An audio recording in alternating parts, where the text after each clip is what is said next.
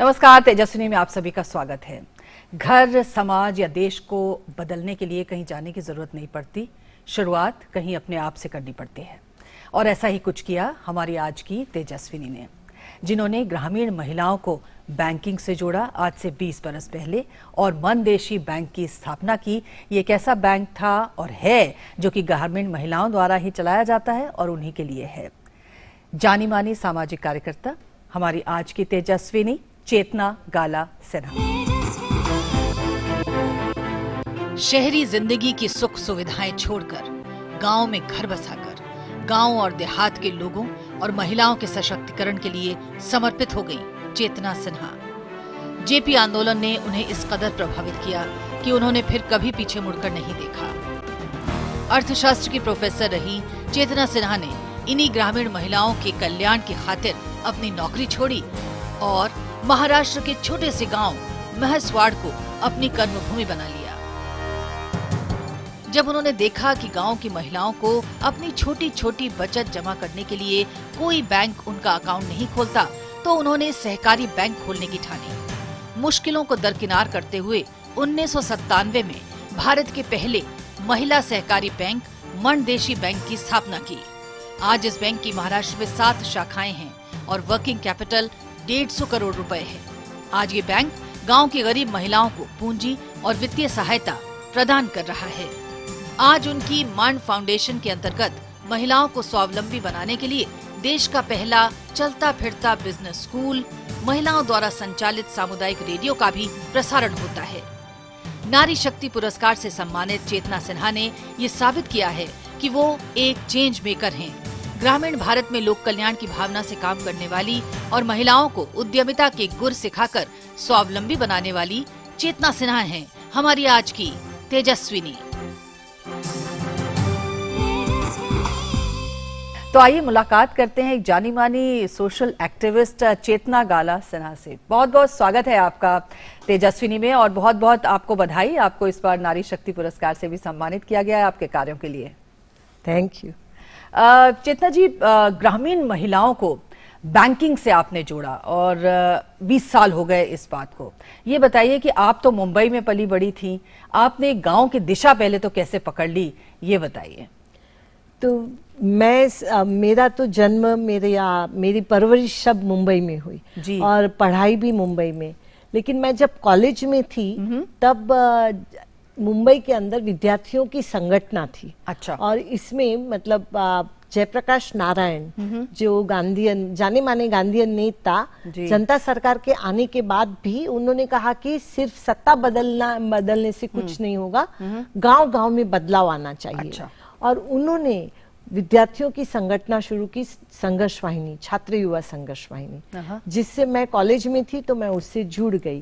और उसमें सबसे बड़ी बात मतलब मुझे जो पसंद आई वो ये थी कि कॉलेज की जो संगठनाएं होती हैं वो कॉलेज के सवालों पे ऐसे काम करती है, पर ये छात्र युवा संघर्ष वाहिनी में जयप्रकाश नारायण खुद हमें विद्यार्थियों से मिलते थे और वो मोटिवेट करते थे, हमें उत्साह देते थे कि आपके जैसे तरुण लोगों को तो भारत के गांव में काम करना चाहिए। अच्छा।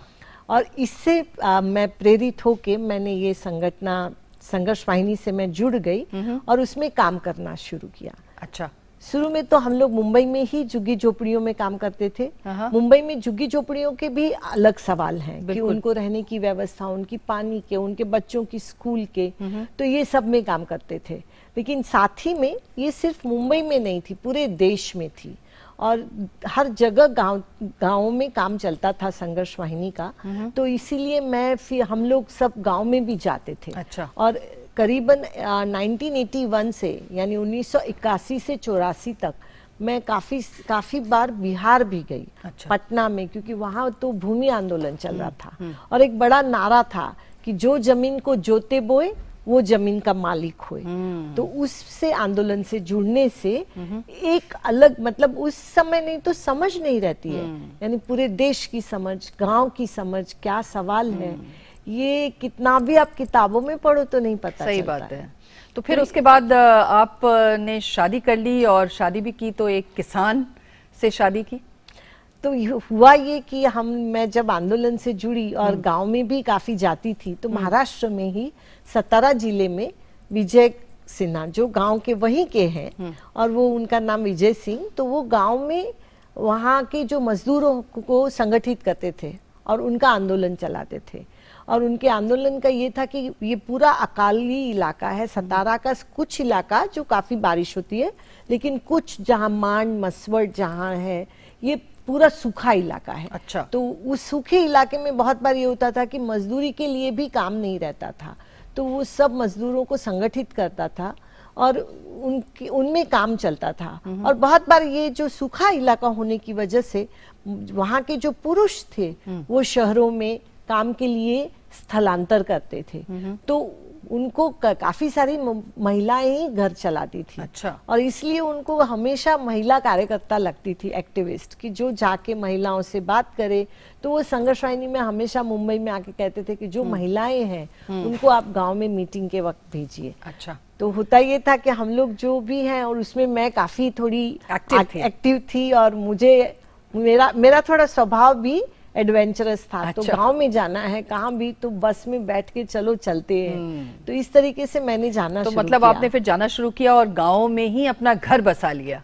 हाँ, जाना शुरू किया। और मैंने एक देखा, मतलब विजय भी उनकी बहुत ज्यादा पढ़ाई नहीं हुई, पर एक पूरे समूह को, समाज को आकर्षित करना, उनके सवालों को संगठित करना बहुत बड़े पैमानों पे, स्थानिक स्तर पे ही, लेकिन उनका काफी बड़ा संगठन था। तो ये बताइए कि जब आप मुंबई शहर में पली बड़ी और गांव में बस गई जाके, तो घर वालों ने नहीं कहा कि आप मतलब कहाँ जा रही हैं, या क्या आपको दिक्कत महसूस नहीं हुई? क्योंकि गांव में हम जानते हैं कि काफी सारी सुविधाओं का अभाव रहता है, तो कैसे आपने मैनेज किया?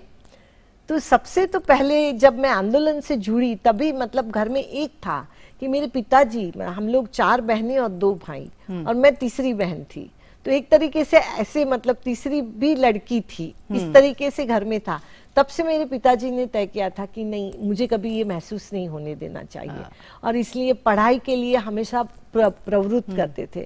और जब हर चीज जो भी करती थी मैं, कोई भी जब आंदोलन से जुड़ी तो भी पिताजी को बताया कि मैं ये ज्वाइन कर रही हूँ जेपी मूवमेंट, ये काम कर रही हूँ। पढ़ाई में भी हमें मेरी बहनें, हम लोगों को, पिताजी को था कि नहीं मैं बेटियों को तो पढ़ाऊंगा। हाँ। तो ये लिबरल माइंड था। ठीक है। और उसके साथ साथ जब आंदोलन में बहुत एक्टिव होने लग गई और देखा कि मैं काफी जगह नारी मुक्ति आंदोलन में भी इतनी सक्रिय थी, तो थोड़ा पिताजी को लगता था कि ये लड़की शादी भी करेगी या नहीं करेगी। अच्छा। इस तरीके से। हाँ। तो जब ये तय किया कि नहीं, विजय से मुझे शादी करनी है, और मेरे पिताजी से मैंने बताया, तो उन्होंने कहा कि गांव में काम करना इतना आसान नहीं होता है, और बचपन से बम्बई में बड़ी हुई हो तो ये और भी मुश्किल होगा। लेकिन फिर मैंने कहा कि वैसे मैंने तय करा है कि मैंने तय कर लिया है कि मुझे, अगर एक तो ये कि मैं शादी करूंगी तो विजय से करूंगी, और दूसरा ये कि मुझे वहां जाने काम करना है, इसीलिए तो मैं कर रही हूँ शादी। क्या बात। तो फिर उन्होंने नाराजगी नहीं थी, लेकिन हाँ उनको चिंता जरूर थी। जी, लेकिन आपने सब चिंताओं को दरकिनार कर दिया। ये बताइए कि ये जो ग्रामीण महिलाओं के लिए बैंक आपने बनाया, मनदेशी बैंक, इसका विचार कहाँ से आया और कैसे इसकी जरूरत तो थी ही, उसको आपने कैसे महसूस किया? एक तो पहले मैंने कभी सोचा ही नहीं था कि कभी मैं बैंक शुरू करूंगी। और मैं करीबन 1987 में मसवड़ मान तालुका में वहां शिफ्ट हो गई मुंबई से। तो वैसे महिलाओं में काम कर रही थी, किसानों में भी हम लोग काम कर रहे थे। शरद जोशी उनकी शेतकरी संगठन से मैं और विजय हम लोग दोनों जुड़े थे। काफी महिलाएं आती थी, हर कोई अलग समस्या लेके। लेकिन एक बार एक महिला आई, कांताबाई, उन्होंने कहा कि मुझे बचत करनी है। तो मेरा जो एक इमीडिएट स्वाभाविक एक रिस्पांस था, एक प्रतिक्रिया थी कि अगर तुम बचत करनी है, यानी तुम्हारे पास इतने पैसे हैं क्या? हाँ। क्योंकि ये जो महिला जो रास्ते पे व्यवसाय करती है, कांताबाई, उसके पास बचत करने के लिए पैसे हैं, ये मेरे लिए सोचना आसान नहीं था। तब उसने मेरा सुना नहीं, उसने कहा कि मुझे बचत करनी है, मैं मेरे परिवार के साथ रास्ते पे जीती हूँ। और यहाँ क्योंकि जब ये समर के वक्त उन समर में बहुत सारा धूप और बहुत सारा गर्मी में मेरे बच्चों को सावली शेल्टर के लिए मुझे कागज खरीदना है, और इसलिए मुझे बचत करनी है। तो मैंने देखा कि ये कोई वो कोई सरकार से पैसा नहीं मांग रही है, वो कोई ग्रांट या सब्सिडी नहीं मांग रही है। वो जो कांताबाई क्या कह रही है कि मुझे एक बचत करने का मौका चाहिए। ठीक है। तो मुझे लगा कि अगर बचत करनी है तो तुम बैंक में जाओ, और इसलिए मैं उसके साथ बैंक में गई। वहां तब 2 बैंक थी, और उस बैंक में मैं लेके गई तो बैंक के मैनेजर ने कहा कि वो रोज की 5 रुपए की बचत, 3 रुपए की बचत करने की बात करती है। तो इतना छोटा अमाउंट तो हमारे लिए तो ये अफोर्डेबल नहीं होगा। तो मुझे ऐसा लगा कि ये कोई कुछ मांग नहीं रही है, उसको छोटी बचत है, उसकी जरूरत छोटी है, लेकिन बचत उतनी ही अहमियत रखती है उसके लिए।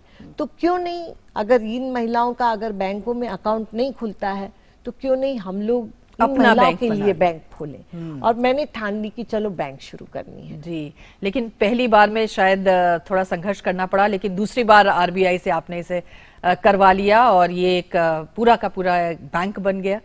हाँ, मतलब ये बहुत बार मैंने ये कहानी कही होगी, और हर बार ये बैंक का लाइसेंस कैसे मिला ये कहते वक्त हमेशा मुझे और जोश इसलिए आता है और मुझे शक्ति इसलिए देता है कि मुझे ये जो अनुभव है ये हर बार शेयर करने की इच्छा होती है, ताकि मुझ में ये शक्ति रहे कि जब हम लोगों ने बैंक के लिए रिजर्व बैंक में लाइसेंस दिया, तो ये जब आपको बैंक स्थापन करनी पड़ती है, तो मैंने जाके डायरेक्ट आरबीआई में ही पता किया कि भाई ये महिलाओं की बैंक हमें स्थापन करनी है और कैसे की जाए। तो उस वक्त मुझे बताया गया कि ये तो सहकारी तत्वों पे आप बैंक खड़ी कर सकती हैं, सब महिलाओं को मेंबर बनाइए, सभासद बनाइए और फिर खड़ी कर सकती हैं। तो मैंने ये समझ लिया सब किस तरीके से प्रपोजल दिया जाए, और महिलाओं की सहकारी संस्था स्थापन की, और उसके बाद बैंकिंग के लिए लाइसेंस के लिए एप्लीकेशन किया। हमारी काफी सारी महिलाएं सब मेंबर हुई पहली बार, सब 1100 महिलाओं। उन्होंने छोटा छोटा, मतलब उस वक्त शेयर्स खरीदना था तो 25 रुपए का एक शेयर, तो रोज 3 रुपए बचत कर करके हर एक ने शेयर्स खरीदे। हम लोग घूम रहे थे गांव गांव में 2 व्हीलर पे, मैं और मेरी कलीग रुखसाना करके हम लोग दोनों घूम रहे थे जी। और ये कैपिटल जमा कर रहे थे। जब हम लोगों ने एप्लीकेशन दिया तो मालूमात देनी पड़ती है, महिलाओं के नाम, उनके व्यवसाय, उनकी उम्र, उनका शिक्षण और फिर सिग्नेचर। तो जहां सिग्नेचर आई तब हमारे महिलाओं का अंगूठा आ गया। एक छोटा सा ब्रेक लेते हैं चेतना जी, लेकिन चेतना जी की यात्रा यहाँ पर रुकी नहीं, बल्कि उसको एक कह सकते हैं डबल इंजन लग गया, और उन्होंने क्योंकि ठान लिया था इसलिए वो ये करवा कर ही रही। ये कहानी सुनेंगे तेजस्वी में छोटे से ब्रेक के बाद, कहीं ना जाइएगा। ये क्या आदत पाल रखी है, रोज की गर्भ निरोधक गोली? हाँ, तो मैंने सुना है कि रोज ब्रश करने से दांत घिस जाते हैं कि रोज नहाने से इंसान गल जाते हैं और रोज रोज रोटी खाने से तू भी रोटी जैसी गोल बन जाएगी। वहम पालने से अच्छा है अच्छी आदत पालना। नए जमाने की गर्भ निरोधक गोलियां हैं, आसान, असरदार और भरोसेमंद, और खाई जा सकती है हर रोज। करोड़ों महिलाओं को है गोली में विश्वास। एक मंदिर, दरगाह या गुरुद्वारा नहीं छोड़ा था जहाँ इसके मिलने की मन्नत ना मांगी हो। स्टेशन पर खो गई थी ये रितु, मेरी बेटी।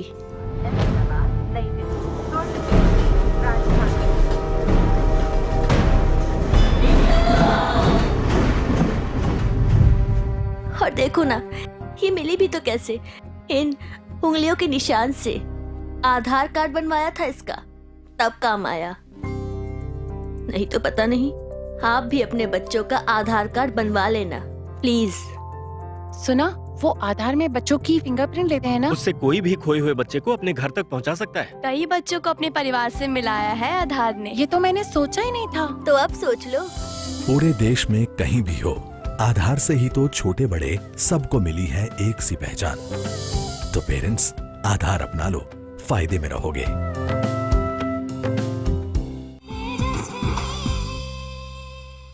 एक बार फिर से आपका स्वागत है तेजस्वी में। आज हमारे साथ चेतना गाला सिन्हा हैं, जिन्होंने ग्रामीण महिलाओं के लिए और ग्रामीण महिलाओं के द्वारा बैंक की शुरुआत की थी आज से 20 बरस पहले। जी, तो फिर जब आप आरबीआई पहुंची उन अंगूठों के हस्ताक्षरों के साथ, तो फिर क्या हुआ? तो जब हमारी महिलाओं का प्रपोजल गया हमारा बैंक का, और जब अंगूठा देखा गया तो हमें डायरेक्टर ने कहा रिजर्व बैंक के कि हम उस बैंक को तो लाइसेंस नहीं दे सकते हैं जिनकी संस्थापक सभासद निरक्षर हो। जी। तो मैं बहुत नर्वस हो गई और मुझे लगा कि इतनी मेहनत की लेकिन हमें तो लाइसेंस मिला नहीं। मैं मुंबई से बस में बैठ के फिर मसवड़ आई और मैं उस वक्त रो रही थी, यानी मैं बहुत निराश हो गई थी। और मैंने महिलाओं को कहा कि हमें लाइसेंस नहीं मिल पाया क्योंकि हमारी महिलाओं के अंगूठे थे, उनको लिखना पढ़ना नहीं आता है। आपको पता है महिलाओं ने क्या कहा? उन्होंने कहा कि अरे लाइसेंस नहीं मिला क्योंकि हम लिख नहीं पढ़ सकते हैं, तुम क्यों रो रही हो? आज से हम लिखना पढ़ना शुरू कर देंगे। क्या बात। और हमारी लिटरेसी क्लासेस शुरू हो गए। अच्छा। और हमारी रोज हर गांव में महिलाएं शाम को उत्साह से आके पढ़ाई लिखाई करनी है, बैंक की स्थापना करनी है ये सोच के शुरू कर दिया उन्होंने काम। और 6 महीने तक एकदम तैयारी शुरू हो गई।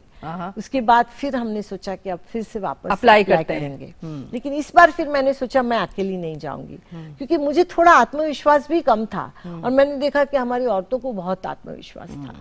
मैंने कहा कि अगर मैं जाऊं उससे ये जो भी सामना करना पड़े वो खुद उसका सामना करे। तो हम लोग फिर मुंबई गए और मेरे साथ करीबन 15 महिला आई थी उस वक्त। और हम लोग रिजर्व बैंक के फिर वही उन्हीं ऑफिसर के सामने गए और सब महिलाएं थी और उन्होंने कहा कि आपने लाइसेंस नकारा क्योंकि हमें पढ़ना लिखना नहीं आता है। पर हमारी महिलाओं ने कहा कि जब हम बचपन में छोटे से बड़े हो रहे थे तब हमारे गांव में स्कूल भी नहीं थी, बिल्कुल, तो हम तो जिम्मेवार है नहीं। और उन्होंने कहा कि पढ़ना लिखना हमें नहीं आता है पर हमें गिनती आती है। और उन्होंने आह्वान किया ऑफिसर को कि हमें किसी भी रकम का यानी प्रिंसिपल अमाउंट मुद्दल किसी भी रकम का मुद्दल रकम का ब्याज सूद की गिनती करने के लिए कहो। अगर हम नहीं कर पाए तो आप हमें लाइसेंस मत दीजिए। लेकिन उन्होंने कहा कि आप अपने ऑफिसर को भी किसी भी प्रिंसिपल अमाउंट या मुद्दल रकम की बिना कैलकुलेटर से कीजिए। अच्छा। और देखते हैं कौन चुनौती दे दी मतलब। अच्छा। फिर और फिर जब ये बात चली तो जो डायरेक्टर थे वो इतने उन्होंने प्रभावी हो गए कि फिर वो महिलाओं से बात करने लगे कि आपको क्यों चाहिए बैंक। और हमारी 2 घंटे बात हुई और हम लोग वापस चले आए मसवड़। हमें पता नहीं था हमें लाइसेंस मिलेगा या नहीं क्योंकि उन्होंने उस वक्त बताया नहीं। और फिर हम लोग फिर काम में लग गए और 4 महीने बाद हमें पोस्ट से मतलब रिजर्व बैंक का लाइसेंस आया और मुझे रिजर्व बैंक से ट्रंक कॉल आया कि ये पहला बैंक है कि जिसे हमने पोस्ट से लाइसेंस दिया है कि कांग्रेचुलेशंस मिसेस सिन्हा आपको लाइसेंस मिल गया। क्या बात है। और उसके बाद से ये यात्रा चल पड़ी। हम जानते हैं कि ये बैंक तो आप चला ही रही हैं लेकिन उसके साथ साथ और बहुत सारी एक्टिविटीज आप करती हैं। खास तौर पर हम जानते हैं कि आपने महिलाओं को कुछ ऐसे पेशों में भी डाला है जो कि अभी तक पुरुष का वर्चस्व जिन पेशों पर था। उसके बारे में उसकी जो एक सक्सेस स्टोरी है वो क्या थी? क्या हुआ जब से हमने बैंक शुरू की ना तो मैं ऐसे देखती थी कि दूसरी बैंकें देख के आओ उस मुताबिक हम लोग यहाँ भी इस बैंक में सब शुरू करेंगे। और इसलिए मैंने ऐसे बॉक्सेस खरीदे कि जिसमें महिलाओं की तो बहुत छोटी सी बचत होगी तो वो बॉक्स में डालेंगे ऐसे चुन के पैसे ये कॉइन्स में बचत करेगी। तो जब मैंने महिलाओं को 7,000 ऐसे बॉक्स खरीदे जिसमें मिकी माउस है और महिलाओं को बांटा और फिर कहा कि ये जब भर जाएगा तो हमारी बैंक की प्रतिनिधि आके उसको फिर आपके अकाउंट में ट्रांसफर करेंगी। तो उस 8 दिन के बाद एक महिला आई और उन्होंने कहा कि ये टूटा हुआ बॉक्स लेके आई और उन्होंने कहा कि ये किसने कहा था आपको ऐसा करने का? तो मैंने कहा कि उन्होंने कहा ये किसने सुझाया ये ऐसा बॉक्स लाना? तो मैंने कहा मैंने। तो उन्होंने कहा कि आपके बैंक के प्रतिनिधि आए उसके पहले मेरे पति ने ये बॉक्स तोड़ के मेरे पैसे जो मैंने इतनी मेहनत से बचत किए थे वो ले लिए। तो इससे मुझे ये समझ आया कि हमें क्या लगता है बैंकिंग में क्या देना है उससे ज्यादा उनसे सुन लेना ये जरूरी है। और दूसरा कि बैंकिंग ये उनके लिए एक्सेस नहीं है, उनको अपने पैसों पे खुद का नियंत्रण भी चाहिए। बिल्कुल। तो वो कैसे किया जाए। और हमारी महिलाएं ये भी बहुत कहती थी कि सिर्फ बैंक नहीं, वो आएंगी और बोलती थी कि मेरे पास मैं भैंस खरीदने के लिए कर्जा ले रही हूँ लेकिन मुझे इतना अच्छे से व्यवसाय करना है कि मैं एकदम वक्त पे पैसा भर पाऊं। और मुझे मालूमात दीजिए। तो दूसरी कुछ महिलाएं ऐसे आती थी कि वो बोलती थी मुझे बिजनेस शुरू करना है, उद्योग शुरू करना है, मुझे ये स्क्रीन प्रिंटिंग का। एक महिला आई, उसने कहा कि मैं यहाँ शादियों में कार्ड छपते हैं और छोटे गांव में इतनी व्यवस्था नहीं होती है, तो मैं ये प्रिंटिंग का काम करूंगी, कार्ड प्रिंटिंग का, लेकिन वो मुझे सिखाइए।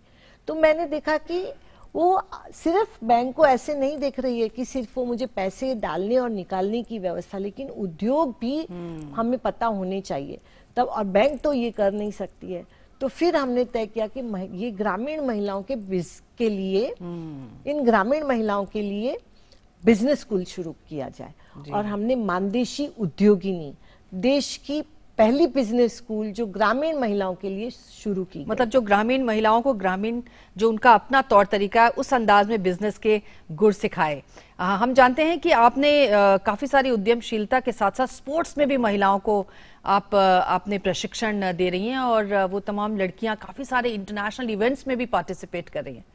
तो ऐसे होता गया कि जैसे महिलाएं बैंकिंग करती गई, हमारी बैंकिंग की ये उद्योगिनी की स्थापना हुई। बहुत सारी गांव-गांव में महिला हैं, लेकिन वहां भी उनको तो वो उद्योगिनी में बिजनेस स्कूल में आ नहीं सकती थी, तो हमने बस भी शुरू की कि जो उनके दरवाजे पे जाके, यानी बिजनेस स्कूल ऑन व्हील्स, उसके अंदर स्क्रीन प्रिंटिंग है, ये कंप्यूटर्स हैं, माइक्रो ATM है, कि हर चीज की मालूमात उनको हो, ये सब मिलता गया। इससे जो तरुण बच्चियां हैं जो वो भी जुड़ती गई। तो पहले बहुत सारी बच्चियों ने, एक बार मेरे पास एक लड़की आई और उसने कहा, ये सरिता, कि मेरा जो स्कूल है वो बहुत दूर है, और वो 5वीं के बाद हाई स्कूल में उसे जाना था। तो उसने 7वीं के बाद, आमतौर पे 7वीं तक तो प्राथमिक स्कूल गांव में रहती है, तो हाई स्कूल में जाने के लिए उस बस की सुविधा नहीं थी। तो उसने कहा कि मुझे छुट्टी में थोड़ा काम दो, और वो काम करने के बाद मुझे कोई पैसा मत दो, लेकिन मुझे एक बाइसिकल खरीद के दो। अच्छा। तो मैं स्कूल में आगे पढ़ पाऊँ।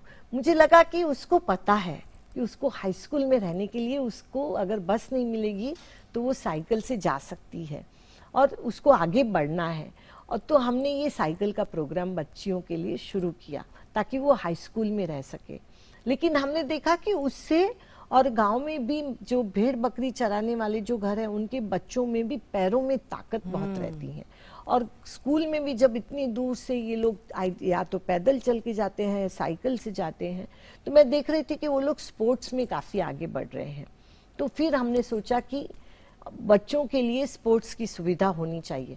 तो सबसे पहले क्या लगता है, बहुत कोई रॉकेट साइंस लगता नहीं है, लेकिन हाँ, उनको खेलने के लिए ग्राउंड लगता है। तो हमने 400 मीटर का ट्रैक इन लड़कियों के लिए शुरू किया ताकि वो ग्राउंड में भाग सके। और आज मतलब आज तो अब काफी सुविधा है, उन जिम है, ट्रैक है। अच्छा। स्टीपल चेस के लिए वो आगे बढ़ पाए गांव के, क्योंकि भारत के जो ग्रामीण बच्चे हैं, अगर आप देखेंगे पिछली बार ओलंपिक्स में भी जो हमारी लड़कियां गई, तो एथलेटिक्स में, मैराथन में या स्टीपल चेस में वो लोग आगे जाती हैं। तो हमने तय किया कि ये जो ग्राउंड पे उनको ट्रेनिंग दी जाए, तो कोच रखें। और आज मैं यहाँ बैठी हूँ, पर मैं मुझे अभिमान है इस बात का कि हमारे यहाँ की जो वैष्णवी सावंत है, वो नेशनल लेवल स्टीपल चेज में 2nd आई है अभी। और सरिता जो फील्ड हॉकी की अंडर 16 की कैप्टन है नेशनल टीम की। तो ये प्रतिभा इन बच्चियों ने भी दिखाई है जी। और आपने तो वहाँ पर एक गोद डॉक्टर भी है जिसने बहुत जो काम कर रही हैं, और ऐसा काम कर रही हैं जो अक्सर गांव में पुरुष ही किया करते हैं। तो ये जो हमारा इलाका है ये सूखा है, और यहाँ छोटे जानवर ज्यादा रहते हैं, भेड़ बकरियां वगैरह। और बहुत सारी हमारी जो यंग महिलाएं हैं जो पढ़ी लिखी हैं, उन्होंने 10वीं फेल हुई है, लेकिन और शादी हो गई, लेकिन उनको काफ़ी एस्पिरेशन है, उनको काफ़ी उत्साह है कि कुछ अलग से करना है। तो बहुत सारी महिलाएं कहती थी कि हमारे लिए कुछ, क्योंकि सब तो कोई टेलरिंग करेंगे नहीं, सब तो कोई ये बिजनेस ब्यूटी पार्लर नहीं करेंगी, तो कुछ अलग खोजिए कि जो यहाँ गांव में चल पाए।